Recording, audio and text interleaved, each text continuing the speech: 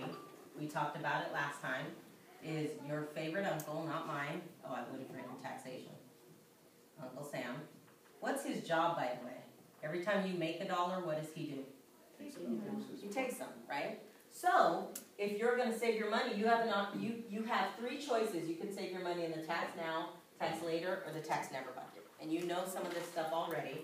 In your tax now, you have your checking account, your savings account, thank you so much. Maybe a mutual fund, CDs, stocks, bonds, stuff like that.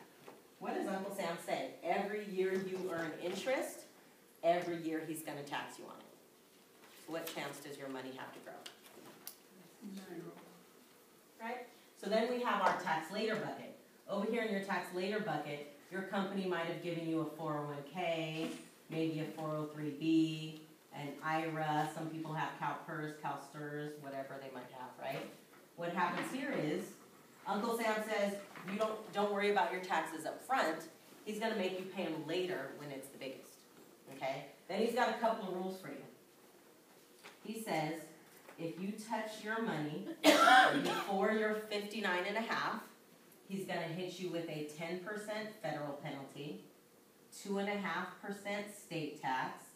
Then he's coming back around with a 20 to 40% ordinary income tax. After all of that, how much is left over for you? Enough, right? But he's not done. He's not He says, if you don't pull out enough of your money by the time you're 70 and a half, he's coming back around with a 50% excise tax. So imagine you're 71, you're living the good life, and he comes in and takes half of your money that month. What are you going to do? I didn't mention my birthday that time. So he takes half your money. Then the last option is the tax never bucket. Over here in the tax never bucket, you have what's called a 529 college fund. Who's heard us actually go over the 529 college fund? I know we don't go over it a lot, so I'll go over it today. I'm a big believer in saving money for our kids to go to college, okay? Let's say my kids go to college the same time your kids go to college, okay? And you and I, we go to fill out that financial aid paperwork because I'm a big believer in free money, right?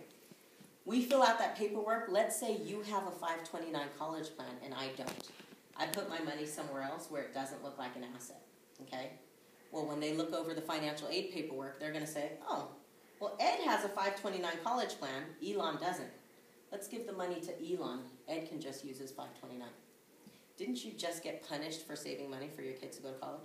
How'd that feel? Right, so there are other ways for you to save money for your kids to go to college where you don't get punished, okay? That's usually really all I say there. The other piece of it is also, for this to be useful, your kids have to go to an accredited college by their standards. So if they don't go to an accredited college by their standards, then you're going to get taxed just like this over here. Now, Elon, as far as the 529 college, now, let's say the kid doesn't go to college at all, decides does that money lost? Or No. What happens to it? If they don't go to an accredited college... They don't go at all. Right, which means they're not going to an accredited... So anything other than an accredited college, you're getting taxed. So if they become the next American Idol and you want to buy a boat, you're getting taxed. Okay. What is accredited? That's a really good question. Ask them. They get to choose. It's at their discretion. It's in their paperwork. All of that good stuff. It's only for college? Like, not even like private schools, like high schools? If it's one of their accredited... So, I mean, some culinary schools, some art schools, whatever it may be, it has to be on their list. It has to qualify under their terms. So how do you like being told what to do with your own money? I don't either. So there are other places to save where it doesn't look like an asset and you get to choose how you spend it. Okay? Is there access to that money, even though it's going to get taxed? Access to this money? Yeah. Yeah. Okay, so they can... Yeah, there's no 59 and a half, none of that, because it's intended for college. Your kids are going to go when they go. But if you access it for anything but what their rules say qualify, then Merry Christmas. Do they charge you penalty if you take it out for something else? It basically take it and move it over here. If you do anything other than that, move it over here. Okay, make sense? Moving right along. Then also in this tax never bucket, we have what's called a Roth IRA. This Roth IRA is similar to this IRA over here. It still has the 59.5 rule. So again, if you touch that money before 59.5, you're getting all this again, right? It also has a maximum contribution a year of $5,500. 65 if you're old enough. And that changes from time to time, doesn't it? Yeah. Both of these numbers change. This number needs to be lower too. So who's to say when you're 59 they haven't bumped it up to 62? They are in talks about bumping it up to 62. I have a question on that. The other day, someone came into our office to talk about Roth IRAs, plans like that. I asked him that question, what's the maximum contribution to Roth IRA? He said it was $18,000 a year. Did he talk to you about a Roth 401k? He didn't say Roth 401k. That's what he's talking about. Okay, he said Roth IRA, but he was actually talking about Roth 401k then. Okay. No, do the Roth. Or maybe he's talking about, no, I don't think he's talking about a couple. He's talking about a Roth 401k. Okay. Because with a 401k, it's 17,000. Yeah, that was the number that he said. This 5,500. Okay. If you're a certain age, 6,500. Yes. She brought up the point that you have to qualify based on your income.